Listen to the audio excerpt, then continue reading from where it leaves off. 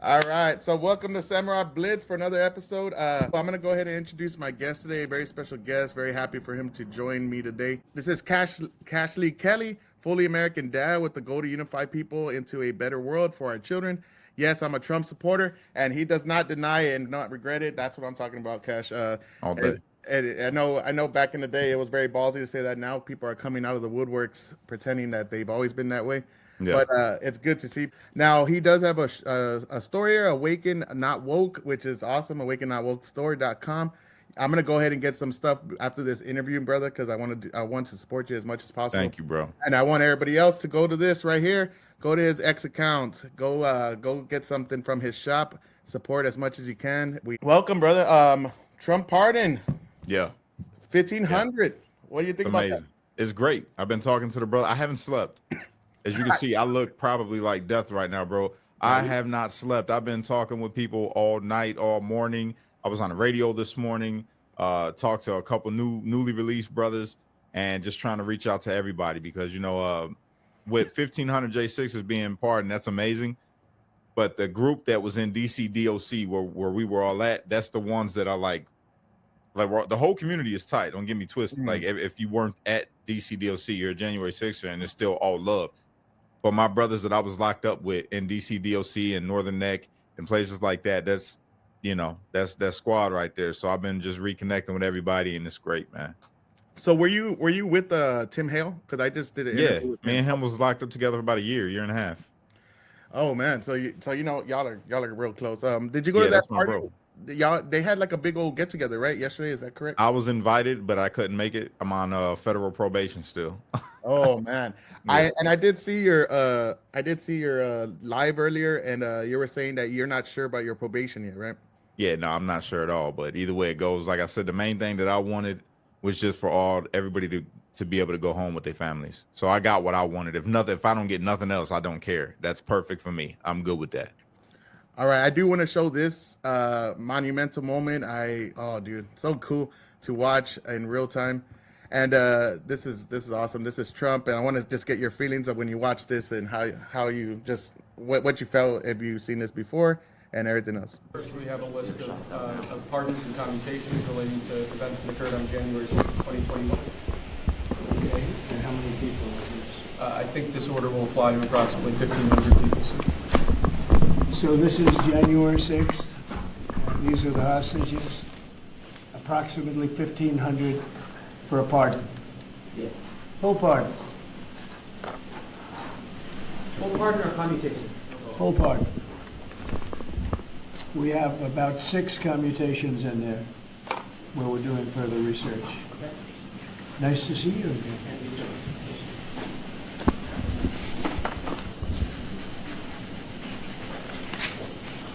So this is a big one. Anything you want to explain about this? We hope they get them, we hope they come out tonight, frankly. We're expecting it. All right, man. So what comes to mind? How do you feel when you see that? Bruh, I was overwhelmed, to be honest with you. When I heard full pardon, I'm like, yo, people got their lives back. I mean, it doesn't restore everything that we lost, but it was just the feeling of knowing that they were coming home and they weren't going to be discriminated against based off of, a criminal history that's not there anymore. You know what I'm saying? For sure, man. It felt good. But I yeah, mean, restoration is still needed though, man, because I'm gonna tell you, myself and all the other brothers, I was viral in 2020. I had viral. I couldn't not go viral if I wanted to. I got paid for my social media platforms, my YouTube, all of those things, and I lost all of it. rightfully so, by the way. Yeah, thank you. I lost all of it though. They took my platforms for me, or from me, demonetized me, all of that. And that's the same story with all the other brothers that had platforms or businesses or houses or whatever it was, man. People lost everything. So I'm looking forward to see what else is going to happen. I mean, I think they might have something in the works as far as, getting us where we need to be. I hope so. I did talk to Tim about that. I was like, you have anything in the works with kind of any money coming y'all's way for all the? I mean, how many years of your life were taken away because of this? Well, see, my case is unique. I was also on pre-trial release when I went to the Capitol. for a separate case of conspiracy. I used to be a gangbanger.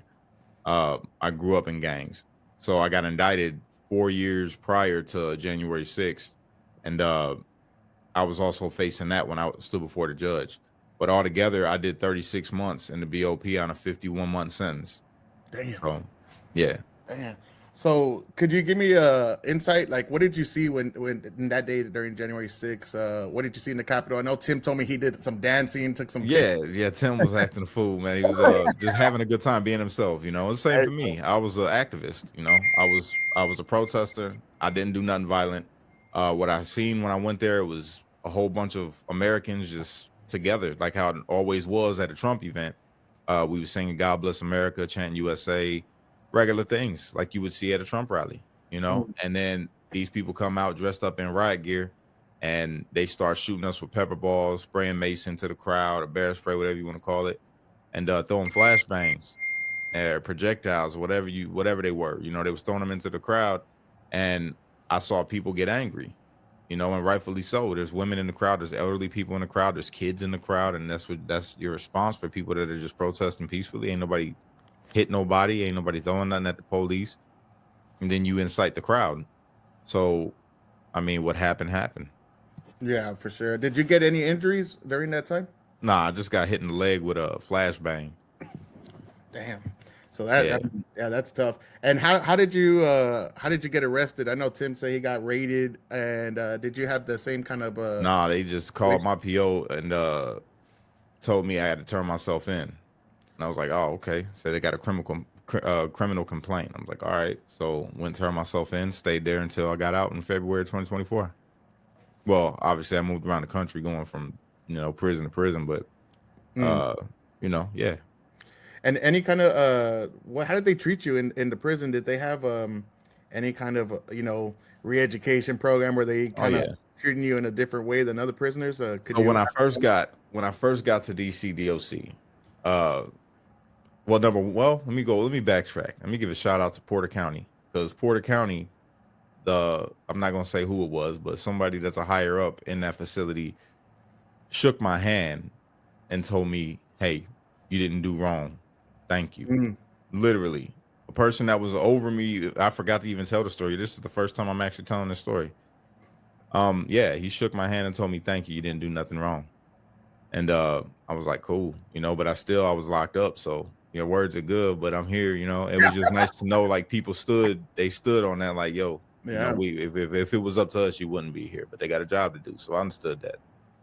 But when I went to DC DOC, at first it was all right, because they see me and they're like, "Oh, okay, we got a black dude in here with these J6ers," and they were all real curious. They're like, "Yo, what was you doing at that white supremacist event?" And they're saying things like that, and I'm like, man, it wasn't that, you know what I mean? And they treated me all right at first. It wasn't until I started standing up for the brothers, I was locked up with, when they were being treated wrong or being called racial slurs because they was white. And when I started speaking up for them, then I caught backlash because they couldn't understand why. And knowing my history, like, when they see your jacket, they're like, "Yo, you ex-gang bang." They were curious, we couldn't understand why I was there. So when I started speaking up for them, that's when they started treating me a little indifferently, thinking I was basically siding with the white guys over the black officers. And it's like, yo, you the police still. At the end of the day, you're over us right now, and you're not doing right.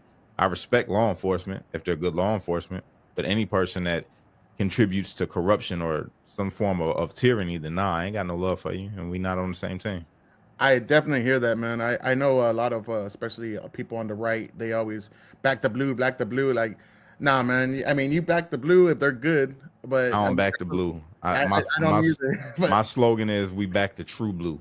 There you go. We back the true blue. The ones that ain't out here trying to do nothing wrong to nobody. They're just doing the job, trying to keep the community safe, and they treat you with respect and dignity. You know what I'm saying? That's the ones that I respect. I don't respect officers that break the law and then lock you up for being a criminal. I don't respect that. I feel that, man. Definitely a lot of them, especially during the COVID time. I mean, they just became authoritarian as hell. Yeah. Not a fan of that, and that's what I was trying to explain. That guy, I'm not a back the blue blindly, and I'm not back anybody. We don't back anything blindly, right? That's what I'm saying. Like, that's stupid, and that's when we get into these little tribal things with people wearing their team jerseys and just being blind to whatever their team is doing. And it's like, nah, man, you're gonna call out corruption and deception on any side that's doing it. You know what I'm saying? Like all day. yeah, Facts. you're doing that. And yeah, man. So you got treated a little different because of that. Were you also in solitary confinement for? Oh yeah, we was in solitary confinement for a long while we was there, man.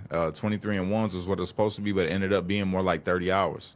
30 plus hours in your cell without coming out. So yeah, we was all in solitary confinement, but you were in learn to there. adapt.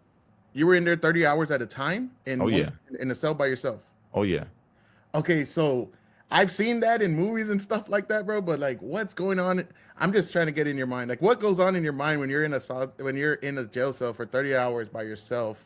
Are you able to talk to anybody, or is there anything going on? You can yell through the door and talk to people if they're willing to talk, but for the most part, if you're not mentally strong, it can drive you crazy. That's why it was ruled to be cruel and inhumane punishment. If you lock somebody in their cell more than 22 hours a day, that's in law. That's Supreme Court. Yeah, and human rights violations. Yeah, they denied you that right, and they used the COVID restrictions or the COVID lockdown as their excuse for it. But what it does to you, if you're not mentally strong, it could, and even if you are mentally strong, it's a challenge. They got you in there with white walls, so everything is just plain, and you see rust and mold, and it's dirty, and you're stuck in there, and you can't make a phone call. You're wondering what's going on out there in the world. If your kids are okay, or what's your lady doing? You just think about all of these things.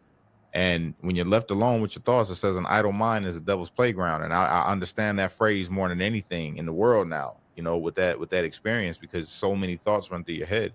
And then on top of the added stress of, COs talking about they're going to kill you, or they'll do this to you, or they'll do that to you. And then watching your brothers, get mistreated, and people running in their cells that are COs, and you can't do nothing about it. You're stuck. You're behind the wall. You know what I mean? You can't get through the door. So yeah, it's tough. It was rough, man. Yeah, that's crazy to me. Now the reason I've been wanting to interview a lot of J6 because I've heard these stories, and I want people to know, and I want people to be angry about this shit. People need to know, like, the inhumane treatment of just our civilians for walking through a velvet rope, like most people, right? Like taking pictures, dancing. Now the people that were, bashing cops and all that, yeah, they deserve some prison sentence, but I don't think so. I don't think they deserve to be in a solitary confinement. But I don't think they deserve anything, man. I'm gonna tell you why. Really? Oh, tell me why. Yeah, explain it. Because the police started it with the people. Scott Fairlamb didn't deserve to be incarcerated. Thomas Webster, who was a New York police officer, didn't deserve to be incarcerated, defending people. You know what I'm saying? It's like, what real man is going to stand there and watch an old woman get hit with a shield and knock down the stairs and not want to knock the hell out of who the person was that did it? You know what I'm saying? Yeah, I actually just, I seen it before, but I learned a little bit more when I was talking to him, and he was telling me about, like, what are you going to do when you see an old lady or old man? And I started watching this documentary where they're talking about even some other people died from heart attacks and stuff like that. Yeah. It wasn't just Ashley Babbitt. It was actually more people. So I totally understand. Now, there was a lot of Antifa agitators out there as well, right? It could have been. I know personally, that there were two that I know of for sure. Everybody else is questionable. If you use your reasoning and you use your logic, you would assume, like, okay, these definitely not MAGA. These got to be something else. But I can't tell you definitively if they were Antifa. I know two for sure was Antifa. Okay.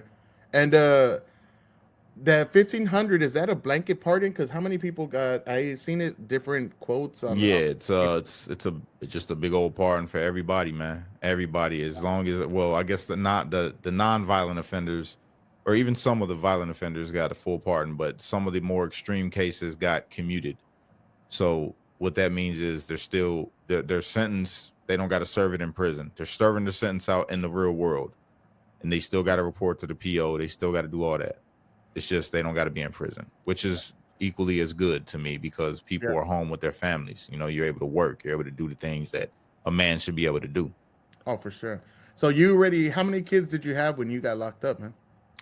When I got locked up, I had 9. Oh, damn, you're busy, ain't you? Yeah, I just had my 10th. Damn, I'm married, that's awesome, all of man. that. Yeah, That's awesome. Yeah, yeah. I got two, and that's hard to handle already, man. I can I imagine. love them. They all out there right now running around. That's awesome. And Yeah. damn, so that's cool. What I do want to know, because I come from kind of similar background. I was like, I locked up in juvie a little bit. I had to drop out of count because I went to county for a high speed chase when I was younger.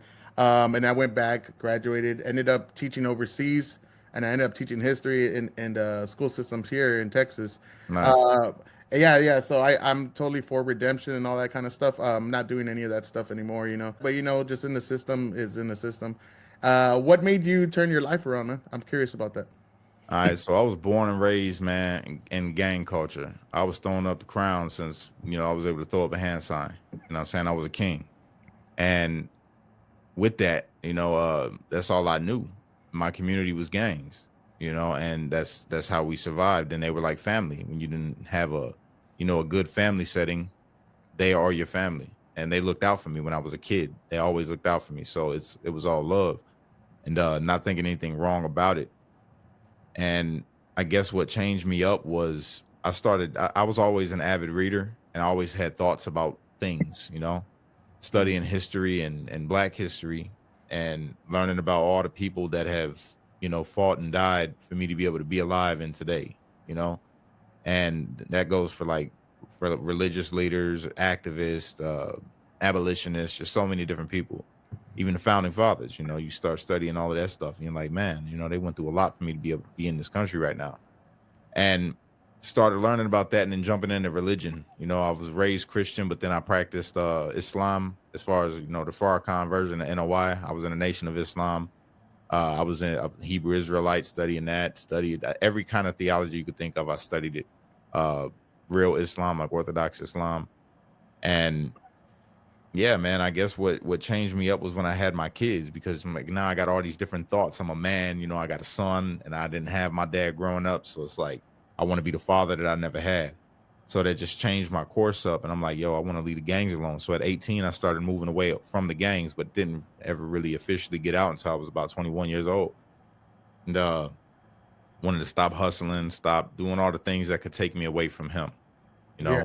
and so that's what started it. And then what just progressed it was the more I started, reading and studying and learning about what we should be doing in this world, I started giving back to the community. I started doing outreach and trying to get other people to drop out of the gang and just leave gang life alone, try to stop the little homies before they jumped in it, and tell them about, get away from this, brother. This ain't the life you want.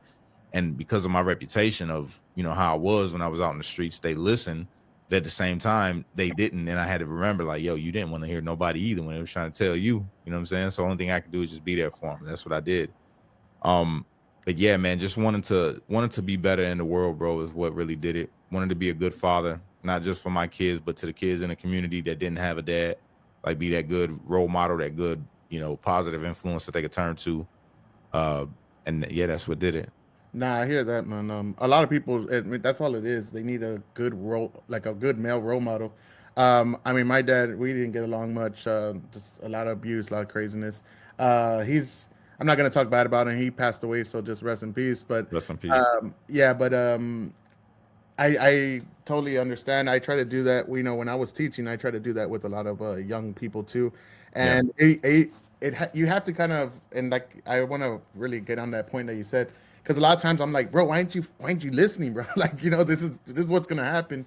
But you got to kind of put yourself in the mindset of, yeah, man, I would have done the same shit. Like, I would have looked at you like, bro, you don't know what I'm going through. Couldn't nobody tell me nothing in my teen years, bro. Nobody. It could have been Jesus himself could have came down and said, yo, you need to stop. And I'm like, who are you to tell me what to do? I know, yeah, exactly. And especially when you grow up like that kind of style. It's like, man, I don't even listen to my mom and dad when they tell me something. Like, well, what are you gonna do? Like, get out of my face. And you kind of like, that's the one thing, people give up really easy on people like that. And that's the hard part, even for people like us, like myself, where I'm like, man, this kid there's no hope. But it's kind of like, man, you just got to keep at it, because one day, it's something like a switch, man. Just get them off into the right path, and it's just that much better for it. But yeah, man. So, what got you into? Was it studying history that got you as a conservative, or what got you into the Trump? No, actually, what it was, man, I was in 2020, right? I was sitting on my porch and I'm watching a video. There's police standing in Hammond, Indiana. That's where I grew up. And I watched the police on the front line against protesters. And one of them was my friend, and the other people weren't from the community, but they're out there. Black Lives Matter. So I'm like, hold on, what is going on? Our police officers ain't like the police officers that they talk about on the news. We ain't never had no police officer kill nobody in Hammond. We ain't never had no police officer do no police brutality to the point where you need to call the news. You know what I'm saying? And it's just like, and everybody that really, if they did put their hands on you like that, you probably had it coming. Because my whole time growing up, and I was bad, they never did me dirty like that. Like if you follow, you comply when you're wrong, admit you're wrong, and you just handle what's coming to you, you're fine. It's the ones that want to be combative and, you know, that catch it. But yeah, I seen this, and I seen one of my friends standing toe to toe with the police. So I went live, and I had like 7 people watching. It was crazy. And I just spoke. And I was just calling it out and just calling wrong, you know, and it went viral. So I woke up the next day to millions of followers. I'm like, whoa, what's going on? Or millions of views, I'm sorry. And then my followers started shooting up. And then people asking me questions all in my inbox. Hey, how do you feel about Black Lives Matter? So I made another video talking about Black Lives Matter.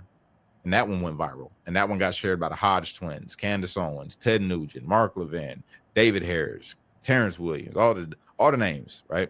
Damn, that's badass, man. Yeah. So when that happened, they were asking me, what's your political beliefs? I said, oh, I'm a Democrat. They're like, what? You're a Democrat? How are you a Democrat? I'm like, well, I'm black. What do you mean how am I a Democrat? And they're like, nah, bro, you're not a Democrat. I'm saying, yeah, I am. You know, I'm glad Obama got elected. You know? And it was like, well, how do you feel about, you know, abortion? I said, oh, I'm against abortion. I don't like abortion. I'm pro-life. You know what I mean? But that's me.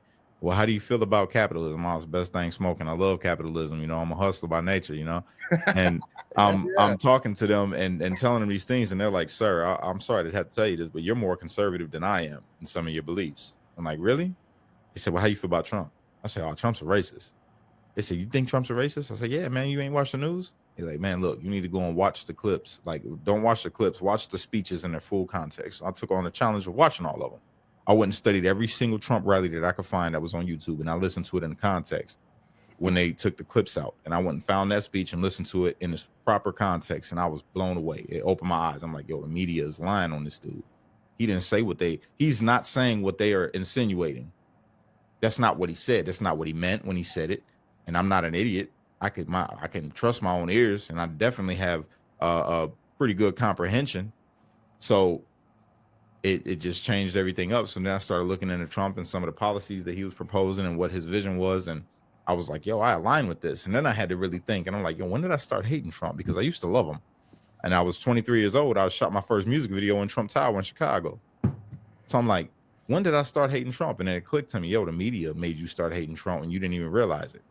You know what I'm saying? So that opened my eyes. And then I just became this big Trump supporter because I felt like, yo, they doing them dirty, and I'll stand on truth. So let me tell the truth. He ain't a racist.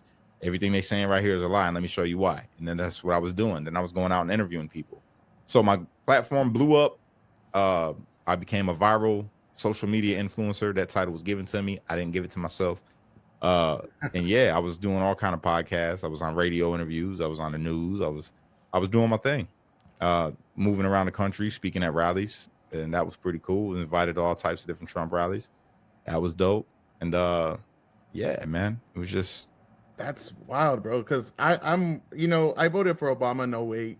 I liked him. I mean, you know, after the Bush years, I was like, dude, I was just like, man, we need to change, you know. And then by the time he was running in 2012, I just realized what kind of person he was. And, you know, you just see race relations getting worse and worse, man. And he really destroyed race relations back in the day.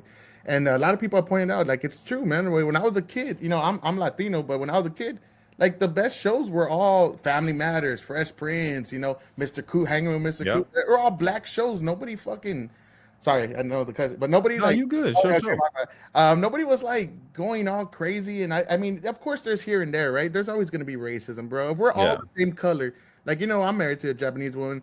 There's a lot of interracial marriages. We could all be the same color, the same everything, and they're going to be like, look, his nose bigger than our noses, and people are going to find a way to hate. That's the You way. know, bro, and that's the Human nature. thing. People don't understand. There's no such thing as another race. There's only humans. Human We're race. all, and if you break the word down, human, it's man of different hues. Hmm. That's all it is. Man of different hues. We just have different colors. I could give you a blood transfusion if me and you have the same blood type. And I save could the give life. you a liver. I could give whatever. You know what I'm saying? And Yeah. it's the tools that people use to divide, and it's bred into us in American culture. To be honest with you, with the people that are in power, when you think about it, right? You're divided by everything.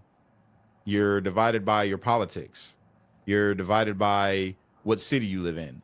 You're divided by what state you live in. You're divided by your skin color. You're divided by your religion. And then it gets deeper into the religion. Oh, we're both Christian, but what kind of Christian are you? Oh, we're divided by that then because I'm not a Pentecostal and I don't like Baptist or I don't like Mormon or whatever. And it's just all the way down to your sports team. Oh, you're a Cubs fan. I'm a Sox fan. Oh, man, forget the South Side. Forget the North Side. And it's just it's gang culture. Really, if you really want to be technical, bro, it is gang culture just in different forms. And it's bred into people. And once we could just do away with that and understand, like, okay, it's cool to have a rivalry. That's not a problem to have a rivalry. But when we start down to somebody for what they are and what we are not, or what we feel that we are and what they're not, well, then now we have a problem because you're making a person feel less than that is equal to you. God didn't create us to be over one another. God created us to all be equal and have dominion over the earth. If you want to be technical, he never said have dominion over one another. He said have dominion over the earth. So we all supposed to be walking around here as kings together, ruling this planet and looking at each other as brothers, united. They just got us all messed up. Yeah, that's true, man. And it's like, yeah, even politics, man. It's red and blue. It's this gang shit. And that's why people, I mean, they get too caught up in it, and it's like you got to be with what's right and what's wrong.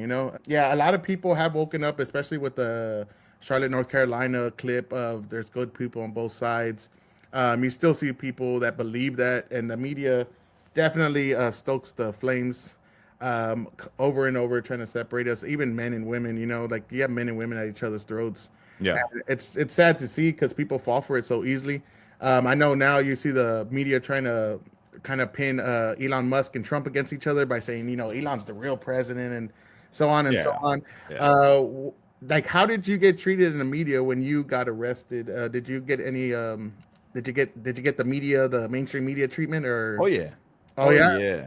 Yeah. So at first they put me up on the news as a white supremacist without knowing that I'm black.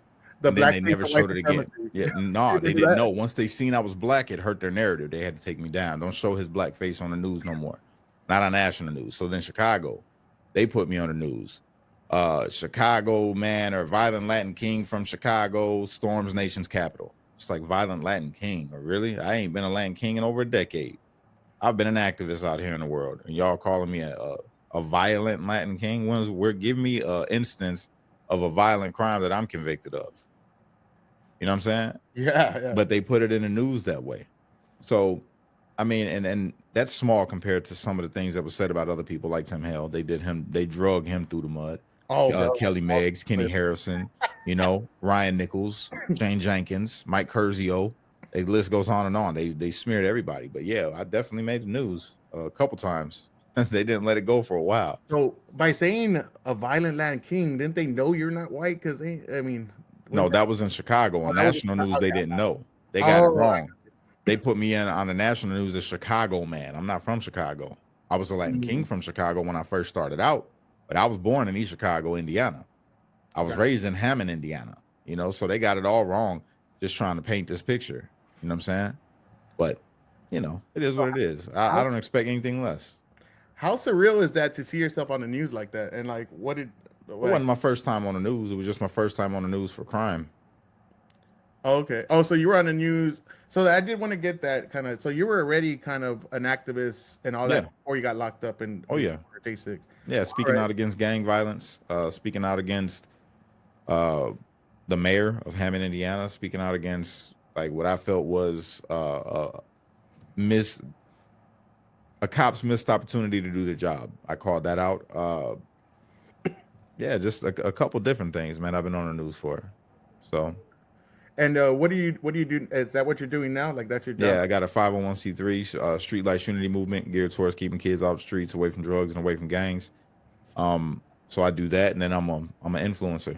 Got my own podcast / vidcast, and here and there I do radio interviews. This morning I did a radio interview, and yeah, this is what I do. I'm a content creator. I edit videos. Got a YouTube channel. That's my baby. That's the highlight of me is my YouTube channel. And yeah, my dad. That's what I do. That's awesome, man. I'll definitely link everything to you, and I'm gonna send you this video as well. But and how about like have you had any contact with the Hodge twins and Candace Owens and people like that as well? Or no, I've been trying to get a hold of the Hodge twins, man, because I've been a fan since 2020. You know what I mean? I've been a fan of the Hodge twins. Those are my guys, man. Hell yeah, they're hilarious, bro. They're just. They're freaking comical, and plus we get along. You know, I think that we would get along because we both Africans, or all three of us is Africans. That's what I call it when you mix black and white. You're African.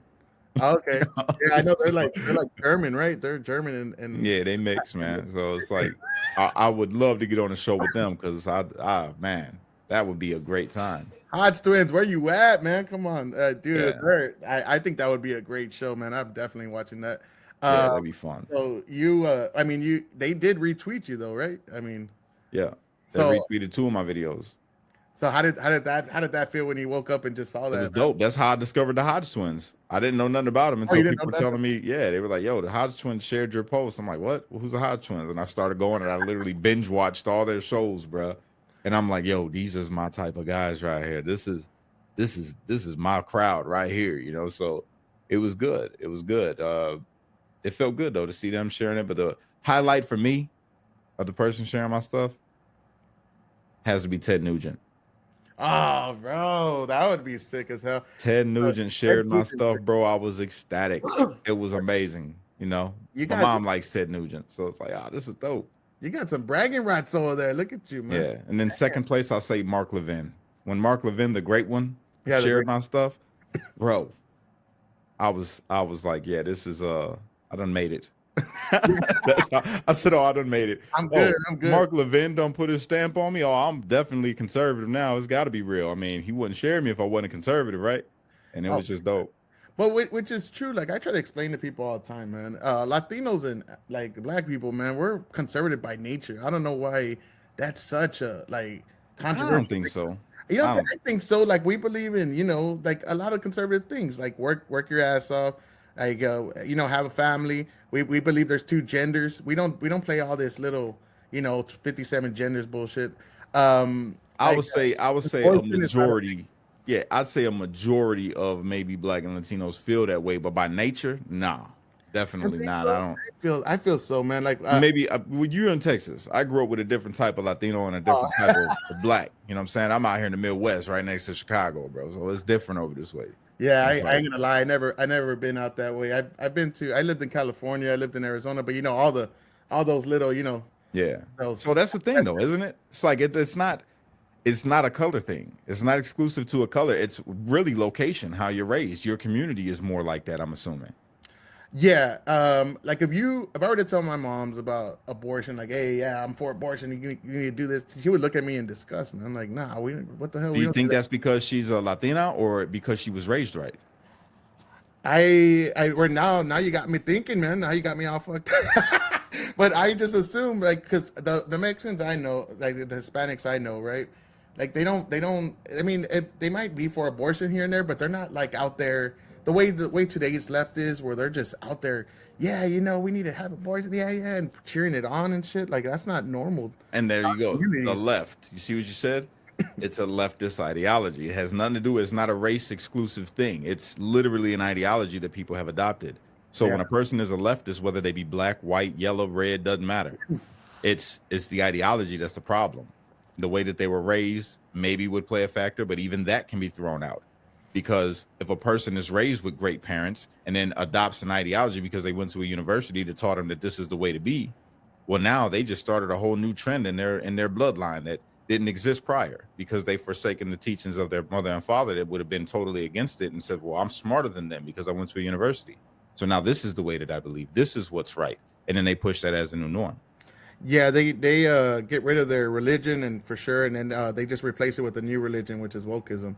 And Yeah. I think that's just a cancer in society, man. The DEI stuff, it's just terrible. But speaking of that, bro, I do want to show this clip because I want to see what's your take on it. And I saw this morning, and I just thought about like you've done your homework on like Mao and all that, Mhm. you know, take over and all that.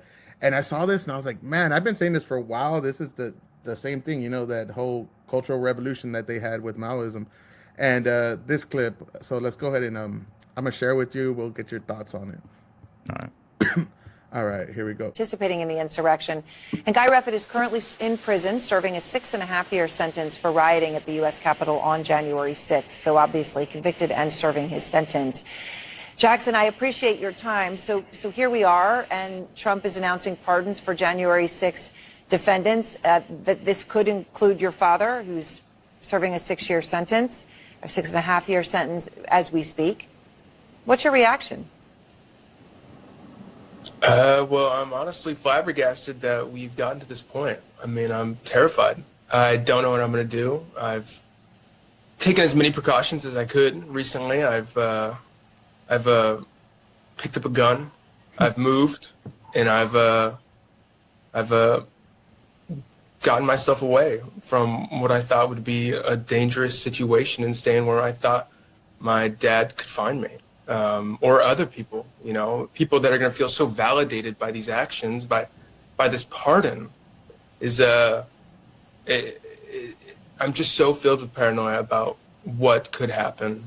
I've been waiting all day from a call from the DOJ to just figure it out and know what to do next, because right now I don't, other than just to, you know, sit around and, you know, talk about it. I mean, you're scared. I mean, you're right. I mean, you're scared about what could happen from your father specifically, or someone else. Yeah.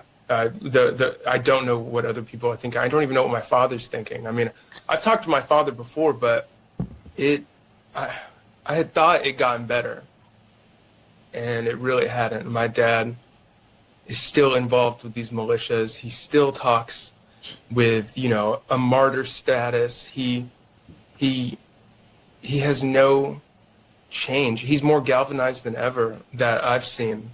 My mom too. My sisters are waiting outside the jail cell right now, and you know, I feel for them, and I know who they are, and I love them, but I can't feel safe. And I'm sure hundreds of other families, thousands of other people that have been affected by these people and their actions, and what could happen when they're released. I mean, who knows? I mean, you know, my dad once called me a traitor, and you know, he said traitors get shot. So that's, you know, all I can. All right, so just like Mao, bro, we're turning kids against their parents and kids against the teachers, and just like all that. I mean, that's what the colleges are doing now, and just seeing that. And I one question: what do you feel about that? Second question: do you know a lot of people that got turned in by their families because of this? Well, I know Guy Reffitt personally. That's my brother. He was in DC DLC with me. He was a great guy. I love the brother to death.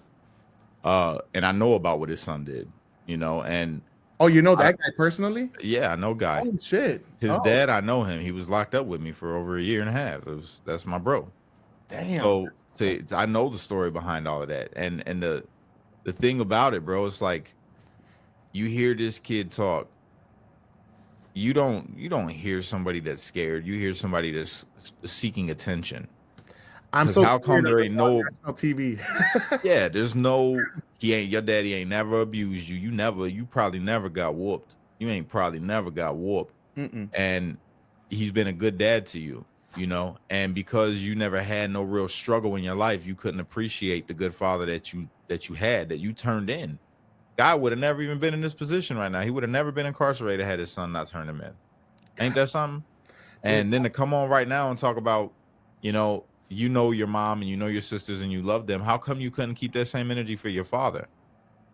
Your father, who you know, Your father who's taking care of you, put the clothes on your back, the food in your belly, you know? And I mean, it's real unfortunate. And I know God loves his son. I know that because I spoke with Guy. It hurt him what his son did, but he loves his son. Every father loves their son. But when your son is acting outside of the status of son, you're acting more like somebody that is an enemy. You know, I'm personally, I couldn't handle that one. And then you're talking about on live national television, this is supposed to be a happy day for your family, and you throwing them under the bus on CNN, talking about your dad said traitors get shot, and now you're fearful, and you went and bought a gun, insinuating that you would use that gun on your father. What kind of man would use a gun on his own father?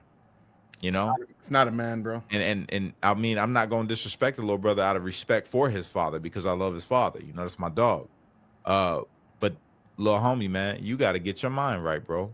Stop seeking that kind of attention, man, and get close with your father again because your father loves you. Your father loves you probably more than everybody else. I bet you your father would never ever let you go on CNN and make a fool of yourself like that, bro, for a little bit of attention. He never would have done that. And Father's going to protect you.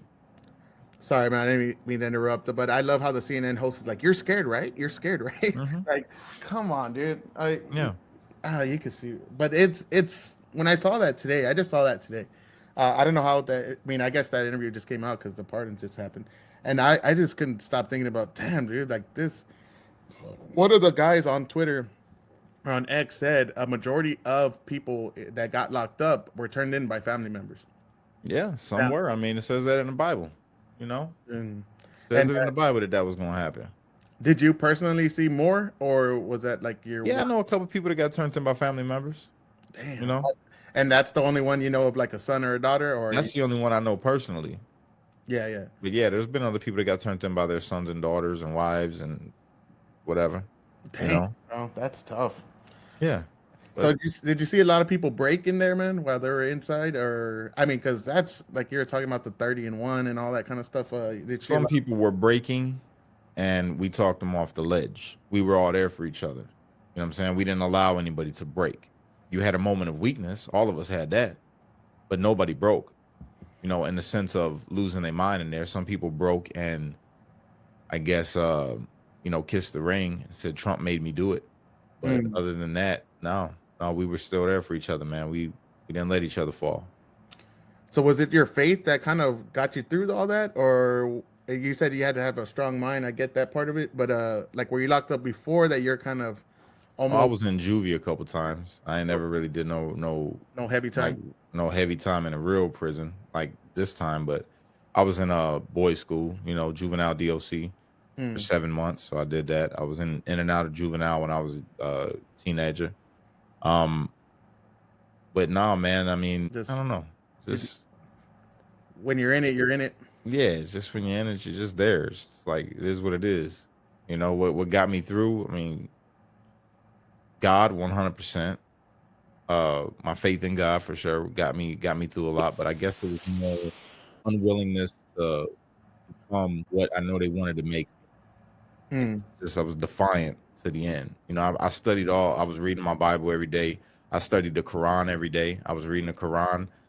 Even thought of, myself as a Muslim for a point in time, believe it or not. And all of that. And that's why it was like I had these struggles in my mind, like, okay, maybe it's because I'm not worshiping God right. Or maybe it's because, I'm believing a certain way that got me in this situation. And so I moved around and studied, which ultimately led me right back to Christ. As crazy as that is, studying the Quran and starting to practice Islam led me back to Christ. Are you a Christian or? I don't like to say I'm a Christian because it's got a negative stigma on it with the way that people present it. I like to say that I'm a follower of Christ. I got you. I got the Holy Spirit. You know what I'm saying? I'm doing my best to walk and live the way that it says to live in that book, man. So that's it. So what is your message for like the people that still have that negative connotation towards like any J6er? What would you say to those people? Because I know you're a man of like trying to convince people of going the right path. I heard your thing earlier, which I was really intrigued by what you're talking about, and I heard you say even people that did you wrong, you wish them the best. That's a really good message, man. I know I struggle to like wish the best for anybody that's done me wrong, stuff like that. Because Yeah. it's hard, man. It is hard. It's very hard. Trust me. It's Yeah. very hard for me too.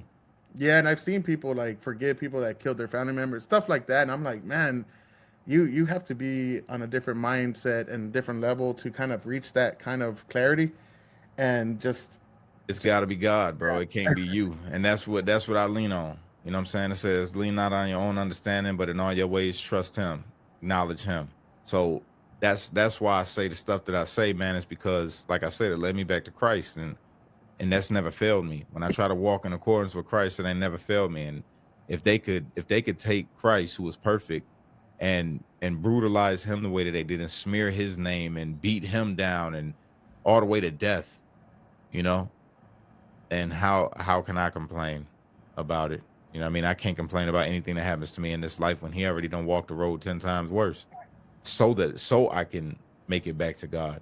You know what I'm saying? So when it comes to forgiving people that have wronged me, or when you talk about people that have a negative view of J6 or a J6er in particular, I just say, man, look, I refer them to Christ. It's like he said to forgive, you know, so that your Father in heaven can forgive you. And God knows I need forgiveness. I need that forgiveness. So I'm not gonna harbor nothing against nobody. I'm still angry, you know, I still got that, but it's a righteous anger that I feel, and I'm not. It says to be angry and sin not. So that's why I ain't going at nobody. That's why I'm not putting nobody on blast. I'm not doing none of that, because I'm angry and I'm sinning not, like it says to do. And I'm just trusting God. I'm leaning on him. I'm leaning on him and trusting in him in all his ways. You know what I'm saying? And for all my ways, I'm leaning out on my own understanding. I don't know why I'm forgiving him, except that he said to do it, because internally I want to say all kinds of stuff. I want to do all kinds of stuff. Yeah, I can you imagine. know, but I don't understand why I'm not. I just know that he said to trust him and forgive those who trespass against you, you know, all of those things. So I'm like, yo, I'm just walking different, bro. I'm doing my best to. I ain't perfect. I might cuss somebody out tomorrow because they got me to that point. And I don't know, but I know I'm trying. That's all that matters. Well, that's the problem with a lot of people. They're seeking perfection, and it's like, we're not meant to be perfect, man. Like, you know, we're gonna make mistakes. We're gonna have these downfalls. But I would say, man, you're a gangster as hell, man. And I don't mean that in the negative way. Like, I mean, you went through all that. You still have your head up high. You're still doing big things. I think it's incredible. I'm shit, man. I don't know you well, but that's a good story. I really appreciate you coming out. I do want to say, are you doing any big things that for people to watch out for? Yeah. I'm actually speaking in Chicago on the 30th. I'll be with former Governor Rod Blagojevich speaking on a panel, the Conservative Caucus. So I'll be a part of that panel. And I do a show every Tuesday night called Truth to Set You Free, and that's at 6 p.m. Central Standard Time. And I also do a show with my man Free. It used to be Mondays, but we're moving it to Wednesdays. And that's an amazing show. You guys just got to be a part of. Got to be there. It starts at also 6 o'clock Central Standard Time. That's most of my times for my shows are at 6 p.m. Central Standard Time. But if you guys could go check out my YouTube channel. That's what I'm really trying to grow, that and my X. So if you're not on my X, it's Kash Lee Kelly 1. My name, Kash Lee Kelly, the number 1. And then on YouTube, just drop the Lee. So it's Kash Kelly 1. All right. And that's really it, brother. And then, like I say, the 501c3, Street Less Unity Movement, that's always going to be my thing forever. That's where my heart is. You know what I mean? Is to give back and try to reshape the community, bro. Just reach out to these kids and give them a little bit of hope. That's good shit, man. I do want to say, is there any political future for you, man? You sound like it. Nah, I'm an activist, bro. I'm more of a Malcolm X, Martin Luther King kind of guy. You know, I like to speak to the people and not take part in the dirt that goes on inside them buildings, brother, and it corrupts people. You know what I'm saying? Oh, for sure. Yeah. I don't want it. I'll end up smacking somebody on the Capitol steps. You know, I don't want that setback. I know my limitations. That's good TV, man. That's good TV. We need a good smacking here and there. Nah, I'll just be the one holding them accountable. My thing is, you know, media production, creating content, and speaking. That's what I like to do. Well, hopefully, man, we could do some work together. I dig what you're doing out there. I really like that whole getting especially the youth, man. They're getting indoctrinated like crazy in these schools and these colleges and stuff like that. So getting at them, kind of teaching them, you know, accountability, responsibility, and all that. Getting rid of DI, and just especially with that victimization bullshit that going on all around. Yeah. I personally can't stand it, man. I think it's insane. Especially, yeah, man. You get so many of these people in our communities just talking about how this and everything's everybody else's fault, man. And it's time for people to kind of realize you need to take accountability for your actions. And once you, like you said before, I do want to say this. I used to tell people all the time, when I stopped breaking the law, I stopped having problems with the police. There it is. And it's like, There bro, it is, bro. like, It's like magic, right? yeah, I know. It's like, wow, how did that happen? Let me see the Yeah. correlation between this and that. Like, like it's cause and effect. Stop breaking the law. It's magical. Running. It's just magic, bro. It's crazy how that works, right? If you don't give them a reason, and you ain't got nothing to worry about. It's real. Yeah. But like I say, man, a man that spends his time pulling other people's weeds ain't got no time to pull his own. So I just stay working on cash. You know what I'm saying? I stay working on me every day. That's it. All right, man. Well, appreciate the time again. I'm gonna put all your links. Everybody, I do want to put this one more time. Go shop at his what do you oh, last thing, Awake Not Woke store. Awake Not Woke store. And what is it that you sell there, real quick, before you go? What is it? What is it that you sell out there? Shirts or stuff like that? Or It's got we got shirts, we got hats, we got just all types of different gear. If people want to go and check it out and browse through, see what you like. We got some new shirts that we just launched. They're amazing. Y'all got to check them out. And this is the way that we battle against woke ideologies, man. This is the way we put back things in the minds of people that have been missing for the last 4 years. They've been pushing this woke stuff, so that's why we came up with the name Awake Not Woke. We awake. We not woke, man, because woke means something completely different. So it's a lot of just good phrases on some shirts, man. Some really nice hats. I really think that people will enjoy it. The people that buy them do. So just go and check it out. And I would appreciate the support. I always do. And yeah, man, thank you guys. I'm gonna definitely go get me a hat, and I'll wear it on one of my podcasts, bro. And thank you, brother. I appreciate you, man. AwakeNotWokeStore.com. Go follow him at Kash Kelly 1. Make sure that you follow this man.